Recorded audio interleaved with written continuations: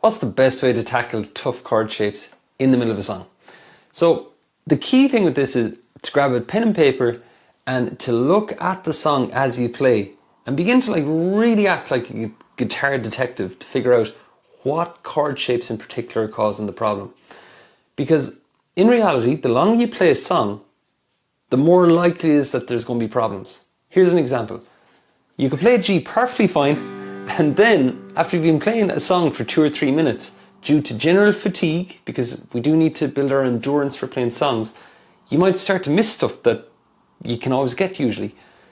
And in that case, it's more of an endurance question or an endurance problem than the actual chord. So that's one thing to watch out for.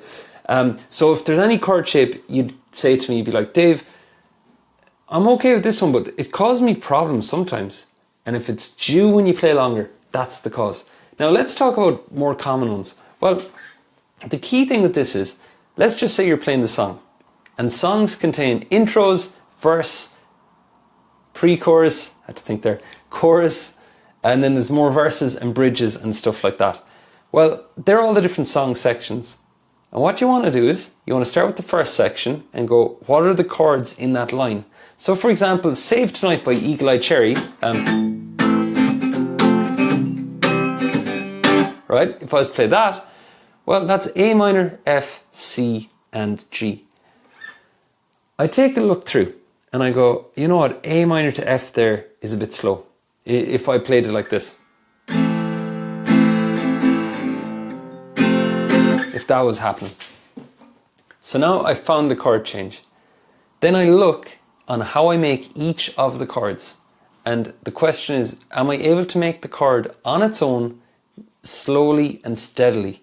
So for example, with your F, slowly and steadily would look like this. The opposite might be like this. Right? And if that's the case with whatever chord shape you're working on, your first action item is to spend a couple of minutes on that chord, just putting it off and on again. Off and on again. Condition the fingers.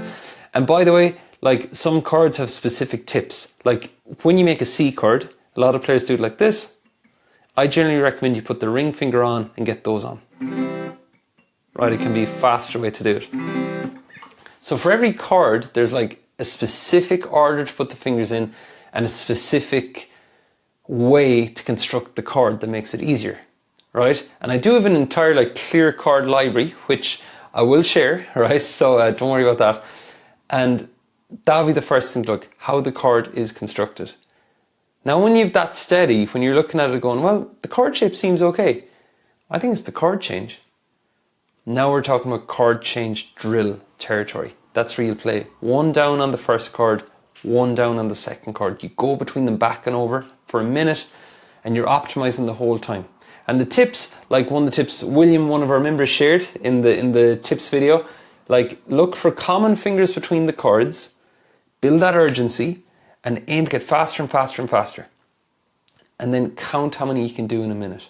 So now in our chord progression line of A minor, F, C, and G, just imagine the difference it would have made. I would have practiced more on the F shape on its own. I would have drilled the A minor to F change over and over and over. Because the reality is, if that's what's blocking up the whole song on you, that's the only thing that matters. That's the only thing worth practicing, the only thing that's going to change the song for you. Doing more of the song won't work because you'll be doing more of the same. And I don't know what that saying is. Doing more of what you've always done, expecting something different to happen. I'm paraphrasing. But you just want to have the discipline to take that and drill it, right? So then you get the A minor to F, and the benchmark for it, how you'll know it's getting good enough, is just imagine you played in front of somebody and you said, hey, what do you think of these 4 chords? And you played each of the A minor, F, C, and G. And you asked that person, which chord do you think is the one I learned last? Or which chord do you think I know the best? All 4 chords should look roughly the same after a while then. That would be the benchmark. When you're F, check this out. If I play E minor, I play F, they look roughly the same in terms of how they sound clear, how quick I was putting them on, how natural it looked and felt. You know, that's the benchmark time for with your chords. So those would be a few things. I'm just going to check here, see if there's anything else. No, and that'll be it. Yeah, take the chord change, just drill it, and just make that your focus. And remember, if you're given two choices, if it was a choice of struggling with the song for a month due to a chord change, or a choice between disciplining your playing and your mindset to tackle that chord change for like 3 days in a row, non-stop, to get the song, 3 days versus 30 days, you know. So have fun, and if there's any specific chord tips or anything you need, post a comment. We're here for you in the community. See you in the next one.